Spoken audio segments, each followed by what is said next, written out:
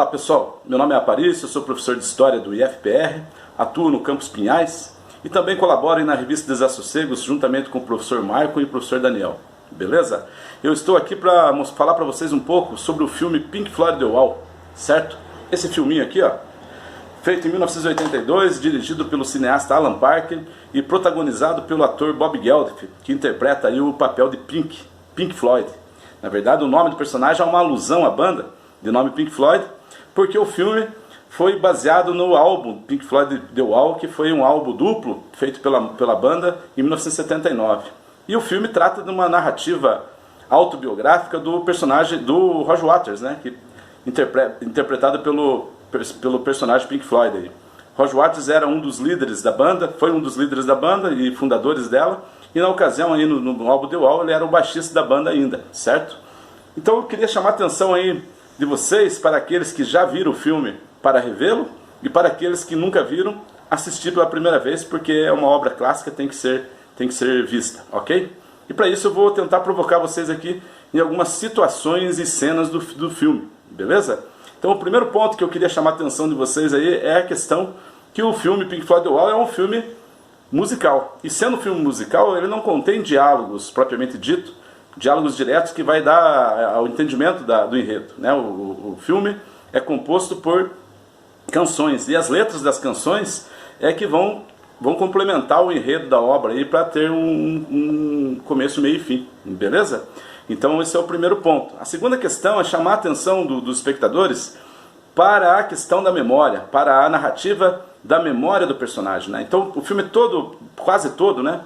Até pelo menos a metade dele, é passado a partir da memória dele. E essa memória do personagem é uma memória bastante confusa, bastante vaga e em alguns momentos até falsa, né? Mas como é que acontece isso? Eu vou chamar a atenção de vocês para duas cenas do filme, e aí quando vocês estiverem vendo, vocês vejam lá se eu estou correto ou não, né? Pelo menos a minha interpretação é essa. A primeira cena do filme, quando uma zeladora do hotel tenta abrir a porta do hotel, o barulho da tentativa de abrir a porta do hotel chama a atenção da memória do personagem, e ele começa então a ter fluxos de memória, lapsos de memória, e essa memória dele não é linear, né? A memória dele ora vai para a infância, ora vai para a juventude, ora vai para outro momento histórico, porque a memória não tem a obrigatoriedade de ser linear. A nossa memória não é linear, a gente pensa de forma aleatória, certo? Então, nesse primeiro momento, esse pânico que causa nele começa a despertar a memória dele, mas é uma memória falsa em muitos momentos. Por que é falsa? Porque o despertador de memória dele são filmes de guerra que ele está vendo na TV. E ao ver filmes de guerra, ele remete a uma lembrança que ele não tem, mas que ele tem de ideia, de idealização, que é o seu pai morrendo na guerra, certo? Então essa memória aí vai. Essa segunda questão, o segundo ponto que eu chamaria a atenção para vocês. O primeiro é a questão do ser musical, a segunda é a questão da memória. E então você vai perceber que esses lapsos de memória vão indo no filme, e ele só vai voltar à realidade lá na faixa Comfortable Numb, que é quando tem uma frase lá que diz assim: não há nada, você está apenas retrocedendo. Então naquele momento o espectador percebe, se toca que tudo que aconteceu até ali aconteceu só na cabeça dele, só na cabeça do personagem. Ele não saiu do quarto de hotel até aquele momento, ele estava lá, e tudo aquilo que aconteceu, que o cinema tem essa maravilha de interpretar, de dar visualização para o pensamento, para a memória, então estava só acontecendo na cabeça dele. Bastante interessante chamar atenção para isso aí, quando vocês estiverem assistindo.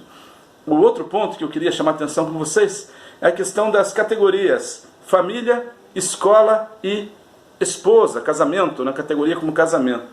Então o personagem Pink Floyd aí, o personagem Pink, ele passa então por uma questão familiar bastante controversa. Primeiro pela ausência paterna, ele é órfão de pai porque o pai morreu na guerra, e segundo porque a mãe, tentando suprir a ausência do pai, se torna uma mãe bastante superprotetora ao extremo, e o personagem se incomoda com isso, acha que essa superproteção é ruim, acaba levando ele a um sufoco, uma repressão.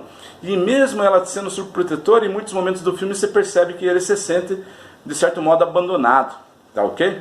E então, aí entra a questão, a segunda categoria. Esse indivíduo aí que já tem essa angústia em si, por questão da família, vai para a escola. E o que acontece lá na escola? A escola também é repressora, a escola também é arbitrária, a escola também limita a sua atividade artística, né? Então ele é humilhado lá na escola, então ele cresce, se desenvolve, vira um jovem bastante revoltado com a questão familiar e com a questão escolar. E por último, então, ele vai lá e se casa, e ao casar-se, então, ele não dá certo o casamento, como muitos casamentos não dão certo, e aí então ele começa a colocar a culpa na mulher, né? Pela narrativa das músicas, ele coloca a culpa na mulher, porque a mulher, ele denota ali no filme que a mulher é traidora, a mulher também é uma das causas de toda essa angústia, de todos esses dilemas da vida dele, certo? E com todos esses dilemas aí presente na personalidade do personagem, ele vai se trancafiando cada vez mais em si próprio, e na minha interpretação, daí advém o nome The Wall, né? Então ele vai se construindo um muro em si próprio que fecha-se para si mesmo, se torna um adulto bastante introspectivo e bastante ensimesmado, né? Fechado em si mesmo, no sentido em que não quer relação com as outras pessoas, um antissocial, né? A palavra correta seria essa, um ser bastante antissocial.